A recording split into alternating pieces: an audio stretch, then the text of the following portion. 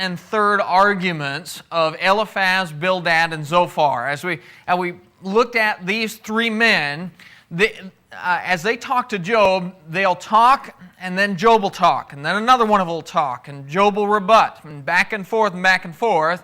But really, when we looked at the first arguments of each of these guys, and then you begin to look at the secondary and third arguments, they're very similar. It's a lot of rinse and repeat. And so we've summarized these, and so we got to look at Eliphaz and Bildad first.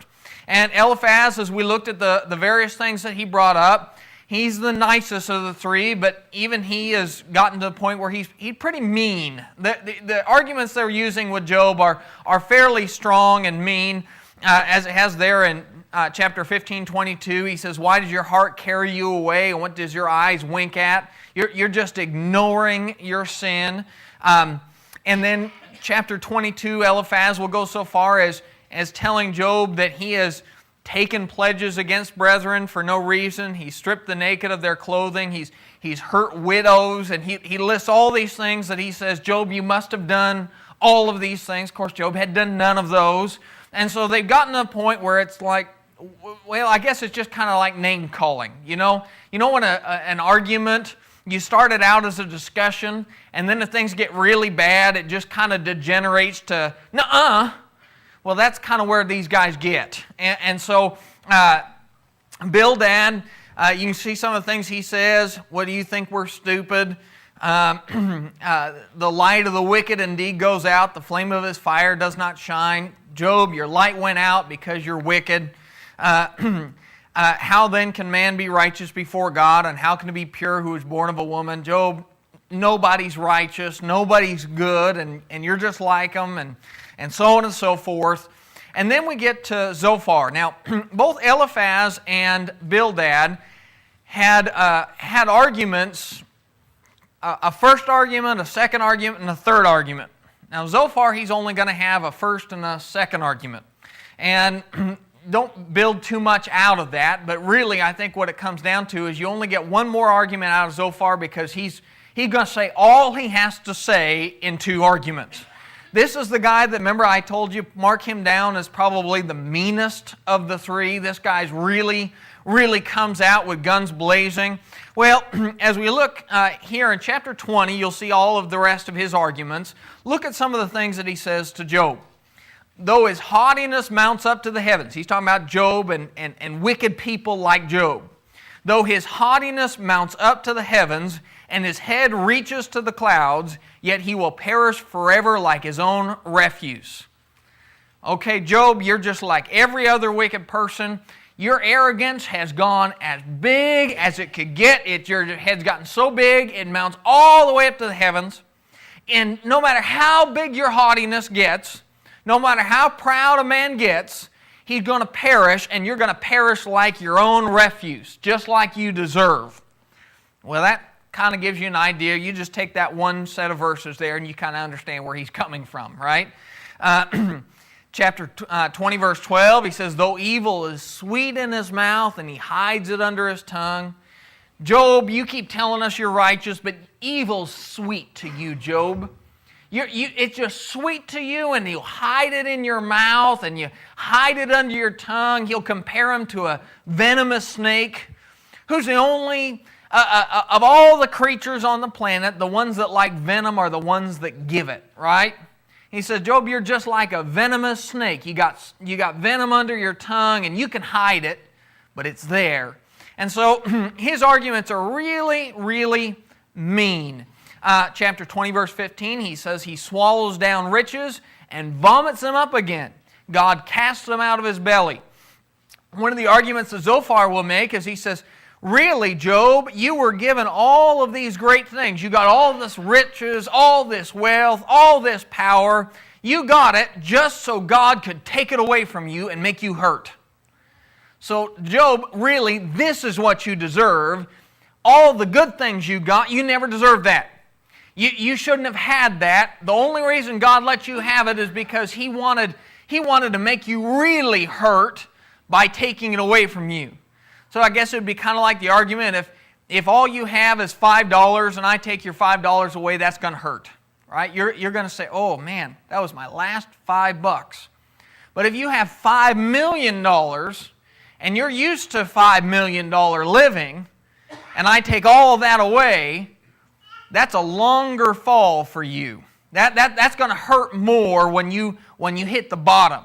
And that was his point there with Job. He said, Job, you swallowed down all these riches. You got all of these things, and now, Job, I realize why you had all those good things. I always thought you were a good man. No, that's not it.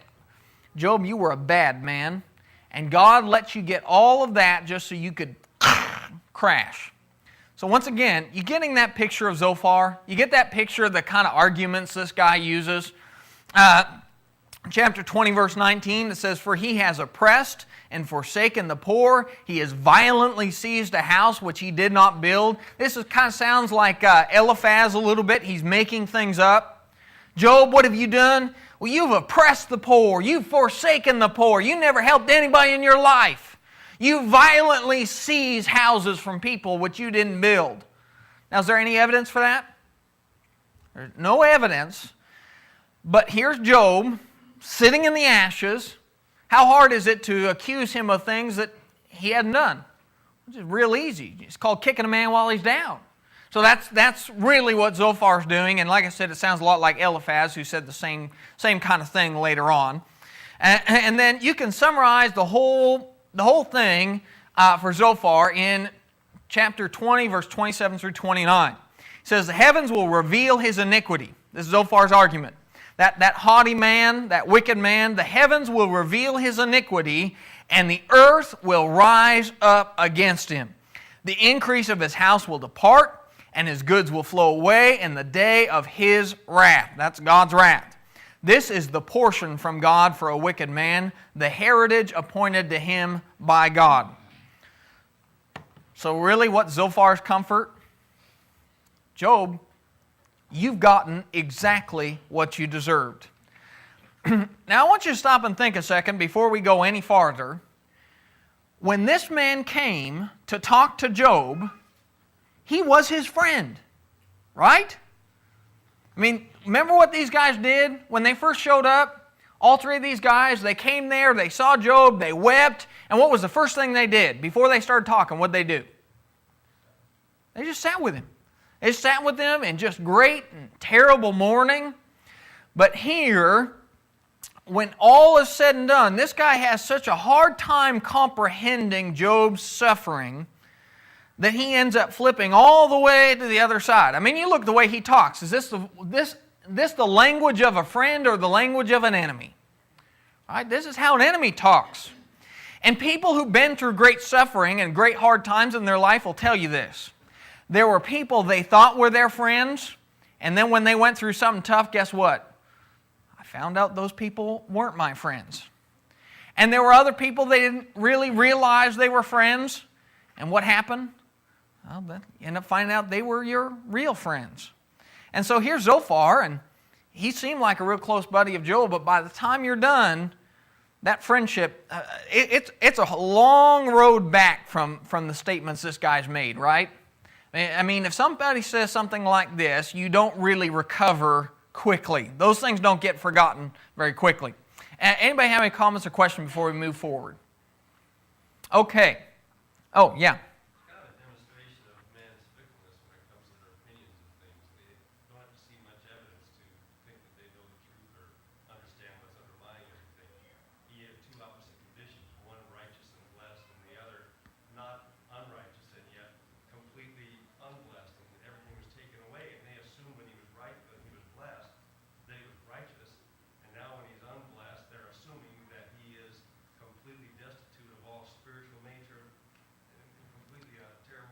Oh yeah, you're absolutely right. It's very fickle, and that's a good word for it. Because you just see them just a total about face by the time we get done with these arguments. Is that, man, you guys called yourselves my friends, and that's what Job will even say. Man, what great comforters you guys are. You guys just really have helped me. So yeah, you see that fickleness. Yeah. But more importantly, I think it reflects the way people are. Mm-hmm. Oh yeah. It doesn't take much to Yeah, assumptions are a very common human trait. They're also one of our biggest downfalls, so you're absolutely right. Any other comments or questions? Okay, so let's move on, and we're going over the same chapters, but now we're going to go back and look at what Job says. So we're kind of taking the book and not going through it totally linearly, but we're getting the pieces as we go. So what we're going to look at here is what Job has to say about what his friends just said. Because we just got done reading all the things they threw at him, all the things they said, and so now what has Job said about it? Now this becomes really useful because there's one thing we know about Job. Job is the epitome of suffering. So remember how we talked as we go through this book, this is a good book to learn how to comfort people. It's a good book to learn what people think, what's a common way of thinking when you're suffering, and what really will help people. And so here you have Job, and he's going to say some things about his friends, and it should tell us, okay, what was Job really needing? I mean, it's not too hard to figure out what these guys say isn't helping, but what was Job really wanting? One thing he says in chapter 16, and we'll actually read more of this. Go back chapter 16. We'll start in verse 2 there. He says, I have heard many such things, miserable comforters are you all. Now you just stop right there. What was the one thing that Job wanted? Did Job want answers? No.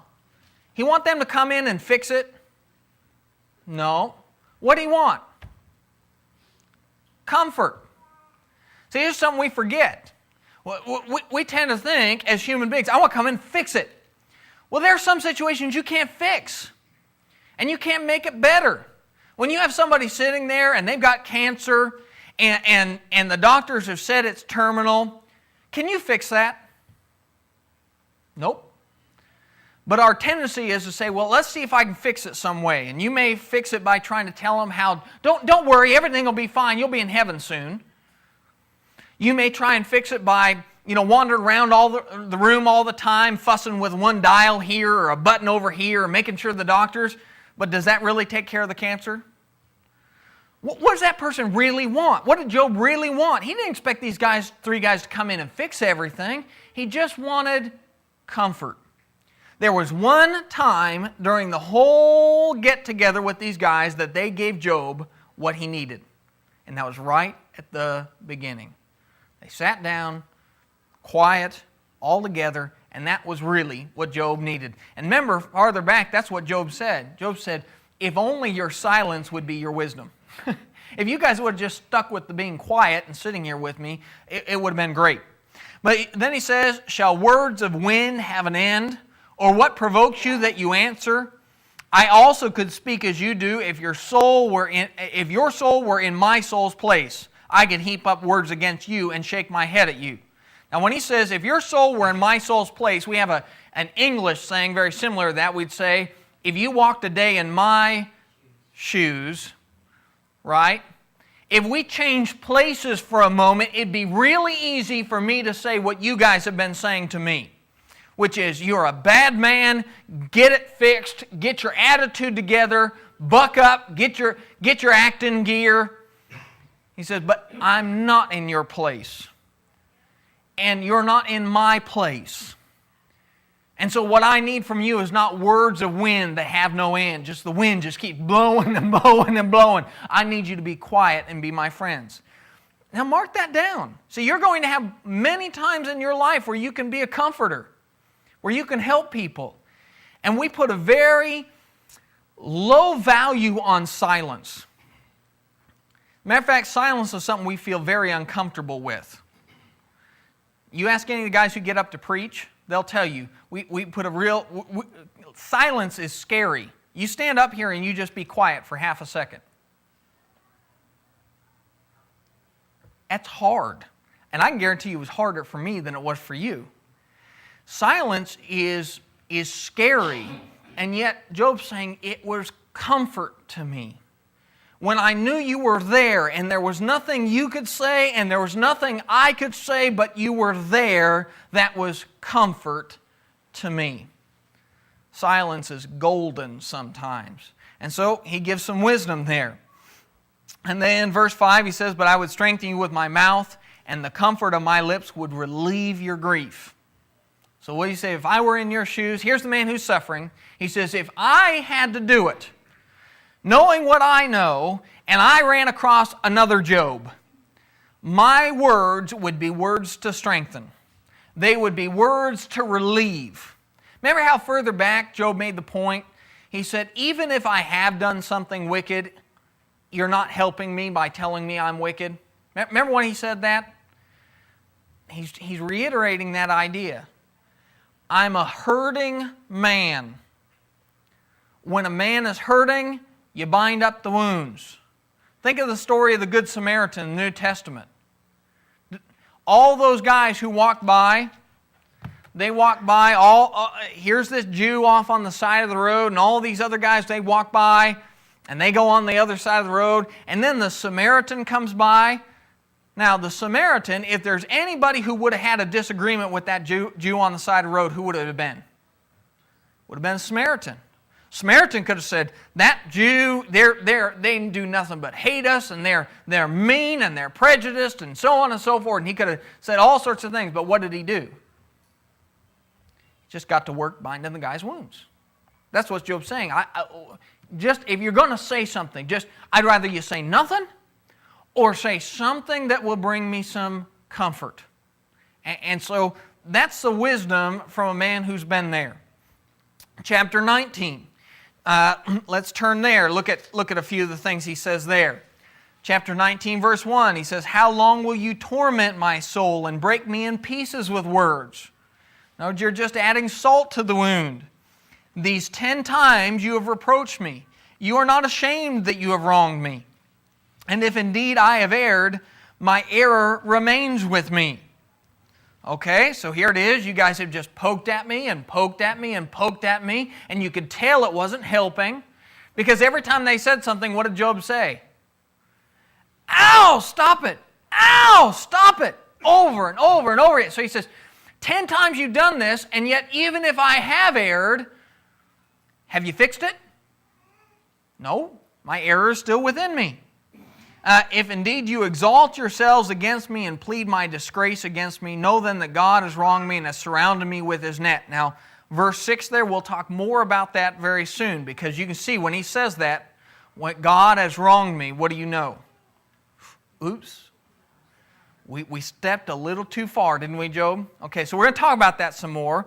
But I also want you to keep in mind, when did Job start overstepping his bounds? That's it. So we can be a stumbling block to people, can't we? Isn't that what Christ says? And you're going to see at the end, Job's going to be rebuked for overstepping his bounds.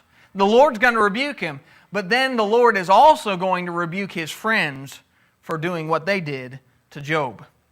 Christ had something to say about that. He says, you're going to put a stumbling block in front of somebody, it'd be better that you have a millstone hung around your neck and tossed into the sea. So our words matter. And so here's Job, and what Job said was wrong. But Job says, at the beginning of those set of verses, what brought Job to that point? Now, I'm not excusing it. I want you to walk away saying, see, Scott says it's okay. No, it's not okay what Job said. God didn't wrong Job. But he started out by saying, you torment me and break me into pieces with your words. You just grind at me and grind at me and grind at me until I go, ah! And we can do that to people, right? Ever done that in your marriage? You do that with your kids. Didn't the Scriptures say that about parents? Be careful. Be careful with your kids not to do that. You know, we do that with people. We know their buttons, and so we push, and we push, and we push, and we push until they blow up, and then we go, see? And that's what happens. That's what just happened here. Chapter 19, down to verse 13. Verse 13, Job says, he has removed my brothers far from me. Now this is what he's talking about God. And once again, we're going to talk more about Job overstepping his bounds. But I want you to just listen to how Job feels right now. You don't get this too often from me, but we're going to talk about feelings. He has removed my brothers far from me, and my acquaintances are completely estranged from me. My relatives have failed. My close friends have forgotten me. Those who dwell in my house and my maidservants count me as a stranger. I am an alien in their sight. I call my servant, but he gives no answer. I beg him with my mouth. My breath is offensive to my wife, and I am repulsive to the children of my own body. Even young children despise me. I arise, and they speak against me. All my close friends abhor me, and those whom I love have turned against me. Now, you listen to that for a second. There's a big fancy way to say that. That's a big fancy way to say it, but there's a single word in the English language that says what he just said. Alone. Job says, I'm alone. Nobody cares about me. I'm alone. My friends have forgotten me. My servants don't hear my voice. My wife despises me. That's where Job is emotionally. Now that should give us pause. Because when somebody has reached that point where they feel totally alone, is that the time to rebuke them? So we're talking about wisdom now, aren't we? We're talking about when to speak and when to shut our traps. When to pull alongside and when to beat the sin out. Right? Even if these guys are right, when a man feels as alone as Job did, that is not the time for it. And so Job says, my suffering, you've made it worse.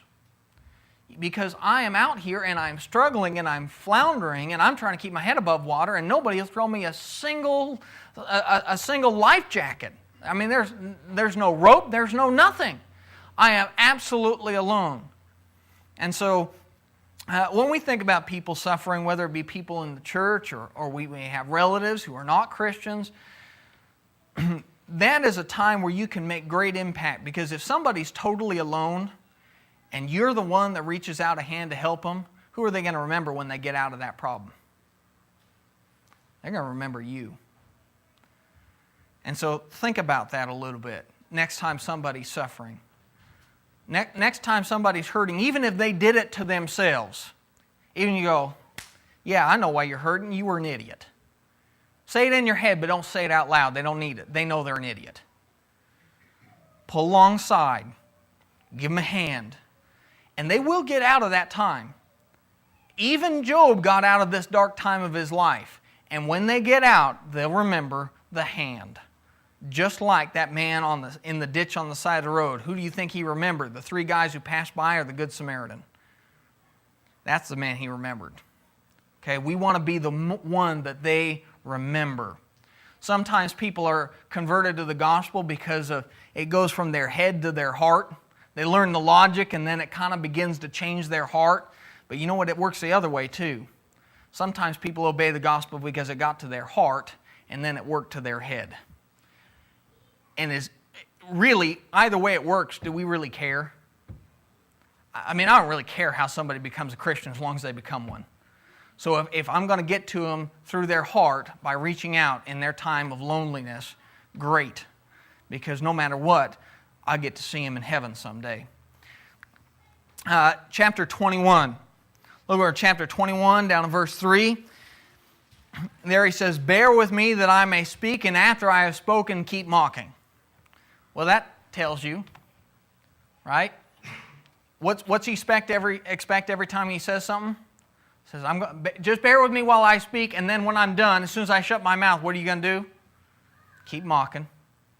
And so it's just indicative. It tells you if their goal was to help Job. Remember that these guys are his 3 friends. Their job, what they want to do was to help him. Are they helping him? Right? Intentions are good, but they're not the same as results. They had intentions to help, but the results are not that way. Chapter 26, how have you helped me who is without power? how have you saved the arm that has no strength? That's another way of looking at it. See, when Job talks, I want you to realize he's going to say 9 billion things. And that's kind of why we're going through the book like this, because the book of Job is kind of like going through the Psalms. You can pick and choose certain parts and you get the flavor of it. Job, you can just pick and choose different things, and it's all of it is a different way of saying the same thing. When he says, how have you helped him who is without power? That's no different than him saying, I have heard many such things, miserable comforters are you all. It's the same thing, right? I have no strength, and so how do you help the guy who has no strength? If a guy can't pick a box up, what do? Make the box heavier? No, you don't do that. You lighten the weight. And so this is just another way of saying it. And the whole point of Job is if we read through and pick up one after the other, eventually maybe one of them will stick in our head. Kind of like the Psalms. We all have our favorite Psalms. This one works for me, and that one, I don't really even get that one, but I like this one. You know, that's kind of the way Job is. So I'm throwing up some of these major ones so that maybe one doesn't hit you, but the next one does. And so here, when we think of comforting people, it's to remove a burden. Well, how do you remove burdens? You don't remove burdens by adding weight. You always do it by taking it away. And Job says, my arm has no strength, and you guys have made the boxes I have to carry heavier. Anybody have any questions on that? Okay. Now, chapter 26 through chapter 31, we're going to see, and I'm actually going to grab some verses from before chapter 26 too. But I want you to see this progression of Job to overstepping his knowledge. And I have it there as overstepping his knowledge because eventually that's exactly what God's going to tell Job. He's going to rebuke Job and he's going to say, you speak where you don't know. So Job's problem is he's talking when he has no knowledge about the subject of which he's talking. And we can make this mistake, and we do it all the time as human beings, where we talk like we understand something. How many people have thought of some way that they could fix that oil leak out there? Over the course of things, at some point you thought, oh, if they did this, right? They've had so many people write into them. If you did this, if you did that. I mean, I think they've got the movie producers writing things in. I mean, everybody's got an idea of how to fix that oil leak. Except there's only one problem. How many of us have any idea how to fix a pipe 1 mile under the water? Yeah, that's the problem right there, right? But it doesn't stop us from speaking of where we're ignorant, right? People still have lots of ideas. I've done it. I said, well, I wonder if they did this or that. I don't know what I'm talking about. Well, that's what Job is doing with spiritual things. Job gets to a point where he's suffering and he's wondering why he's suffering, and so he begins to say, I know why I'm suffering, and begins to give reasons for why he's hurting. And that's when he oversteps his bounds. That's where he starts to talk out of his ignorance. And so let's kind of look at that progression, just kind of bit by bit through this thing, because as we said, he didn't start overstepping his bounds until his friends started poking at him, right? So let's see that progression. We're going to see in chapter 14, verse 13, it says, oh, that you would hide me in the grave, that you would conceal me until your wrath is past, that you would appoint me a set time and remember me. Back here in chapter 14 we talked about, Job just said in a million different ways, I want to die. That's all I want to do. I just want to die. Now, is there anything wrong with him wanting to die? Nope. Lots of God's servants have wanted to die at various times. And so just hide me in the grave. Conceal me. Put me into the ground until your wrath is past. Now, there's nothing wrong with what he said there. God, you have a wrath and it's passing by right now. I don't know why. I don't know why it's gotten so bad. I don't know what happened, but I ask only one thing. While your wrath is coming through, could you just put me in the grave so I don't have to see it? Now that's where it started. That's all legitimate. We see some of the greatest men and faithful people in the Bible say this sort of thing at various times. You had Moses, and when Israel got worse and worse and worse and worse, and they would grumble and they would mumble, what would Moses say? God, just kill me. I cannot deal with it. Just kill me. So this is not an uncommon thing to think. Elijah was the same way. But then, chapter 16, verse 11, it says, God has delivered me to the ungodly and turned me over to the hands of the wicked. Now, here, I want you as you look through this, I don't want you to look for it in terms of where's the moment, okay? Now, a lot of times we have a problem with the book of Job because we say, I need to find that one verse, that moment where he makes the shift. I don't think you're going to see that. Now, you're going to see ones on this side where you say, now that's definitely wrong. And you're going to see ones over here on this side where you say, no, that's perfectly fine. But then, in between, guess what you're going to see? A lot of muddy water. Okay? And so as you go through this, I don't want you to say, I want to pinpoint it down, but I just want you to see the progression. We start out saying, God, I want to die. While your wrath passes by, I want to die. I don't want to have to see it. Then it's, God, you've delivered me to ungodly people. God, you've handed me over to them. Now, there's a way to say that in a righteous way. There's also a way to say that in an unrighteous way, isn't there? In one sense, had God delivered him to the ungodly? When Satan came and asked, what did God do? Okay, Satan, you can have him. But, so if you mean it like that, okay, you're okay. But if you mean it like, God doesn't care about me and he just lets whatever happen to me happen, well, then you'd be wrong. Now, you tell me, which way did Job mean that? That's what I mean, muddy water, right? Job 19, verse 25, for I know that my Redeemer lives and he shall stand at last on the earth. Now wait a second, this is after chapter 16. So, chapter 16, he kind of says this thing that's kind of iffy, but then in chapter 19, you tell me, how many of you feel comfortable with that verse? For I know that my Redeemer lives and he shall stand at last on the earth. We have a song after that. For I know that my Redeemer lives. So you mean to tell me, Scott, that it wasn't a straightforward progression? Yes. That's what I'm trying to show you. When somebody's suffering, what do? Their emotions go like this.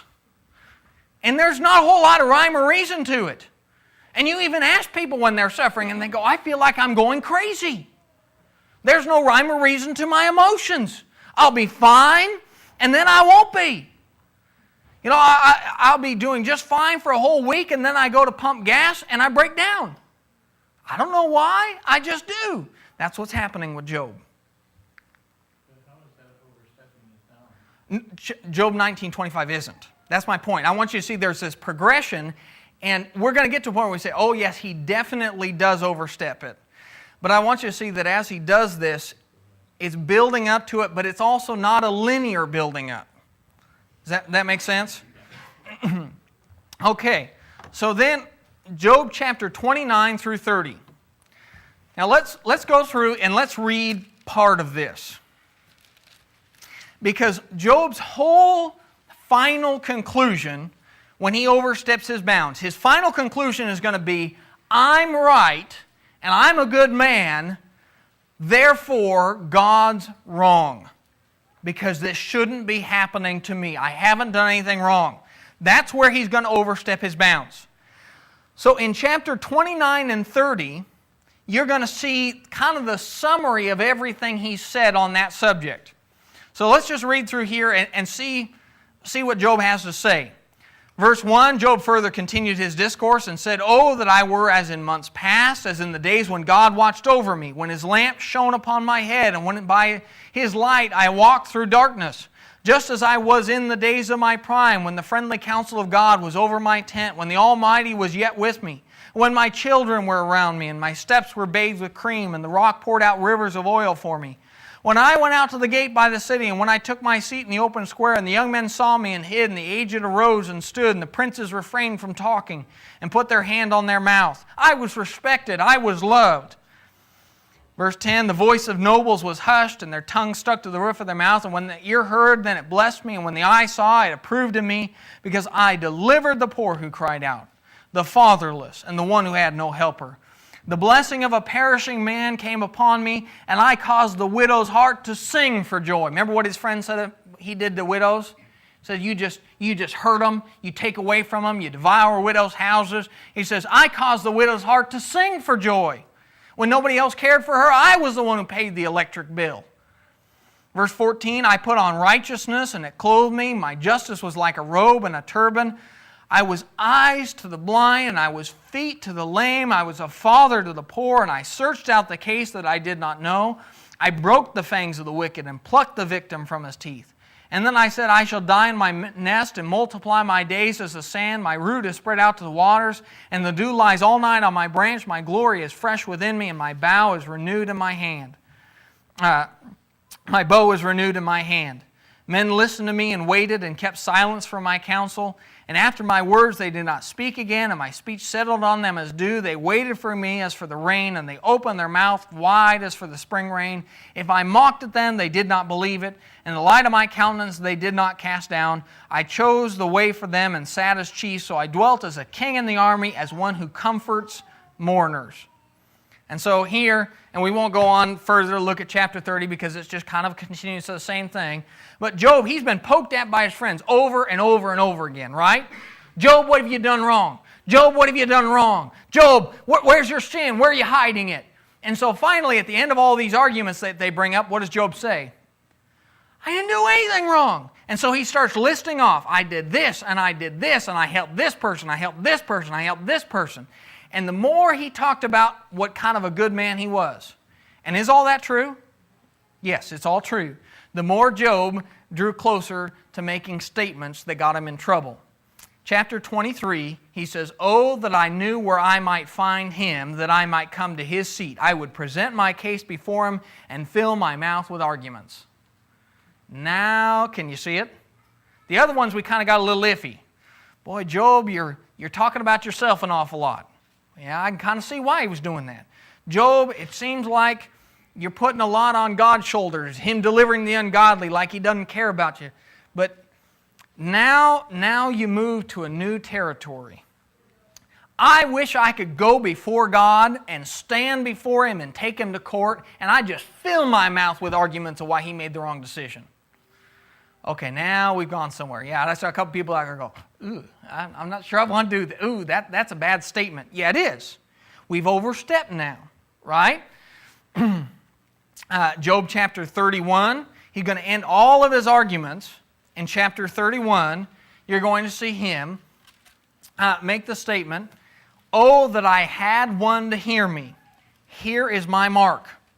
Oh, that the Almighty would answer me, that my prosecutor had written a book. Surely I would carry it on my shoulder and bind it on me like a crown. I would declare to him the number of my steps. Like a prince I would approach him. Okay, let me turn that, Englishize that for you. Job says, if I could go to court with God and He had written a book of all the things that I did, I'd just put that book right on my shoulder. I'd walk right into court with that book. It would be my crown, because I know there's nothing that you could write about me that was bad. And I'd just take that right up to God, and I would declare to Him the number of my steps, and I'd be like a prince before Him. I'd be like a king. Okay, now we overstepped, right? Now we've gone too far. And so as we look at Job, what we're looking at is as a man that had every reason to be frustrated with his friends. But then when that frustration with his friends, who kept telling him, Job, you're wicked, Job, you're wicked, Job, you're wicked. Well, eventually the guy kind of erupts on that, doesn't he? I'm not wicked. But then he takes that eruption of frustration with them and turns it from pointing at them to pointing at God. Saying, I'm not wicked, God. What have you done to me? And now we've gone too far. So there's that progression. And that progression is really, as he got more and more frustrated, more and more frustrated with his physical health and all the things he'd lost, but even more so with what his friends were doing to him, he just bubbles over.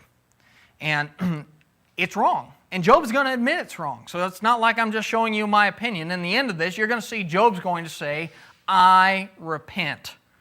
Those are going to be his words. I was wrong. So Job's going to see that he overstepped here. But that's where we're at with Job by the time we finish up chapter 31. Anybody have any questions on that? Yes, sir. Did he ever, I would think if you were down and out, your whole world was turned upside down, that and three people came to you, you might at some point say they could be right and start trying to see it from their side. Mm-hmm. He never does that, does he? Well, actually, I kind of think he does, because in the very beginning of the book, they started saying these things, and he said, show me my wickedness. He makes statements to him, show me what I've done, and none of them had anything, and that's where they even started making things up. No, I'm thinking of him reflecting on what they're saying, and he's got no other explanation. You know, if you're just down and out, you sometimes start believing something that you don't think's right. But Where you think he starts reflecting and saying, no, maybe I am wicked? No, you're right. He never does do that. You're right. He never does get to the point where he starts saying, I am a wicked man, you guys must be right. No, he's very confident that he's lived a faithful life. So, which I think also, as you look at Job, there's a couple of things unique about Job when he goes through this suffering. One, he's unique in the fact that I can't think of anybody who's ever suffered as much as him, right? So the amount that he suffered was unbelievable. But I also can't think of somebody really other than Jesus himself that was thought so highly of. Right? I mean, God himself just says, this is a righteous, perfect man. He'd done everything right. So I think that argument may simply be dealt with because Job really was that good of a guy. Because you're right, he never really goes that direction where he says, maybe I am wicked. You never really see that in the text.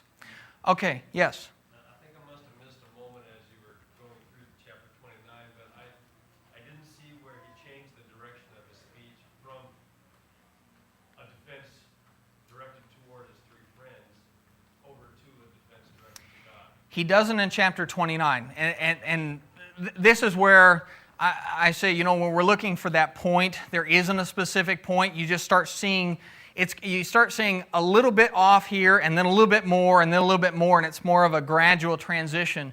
My point in chapter 29 is, his biggest argument was, I'm a good guy.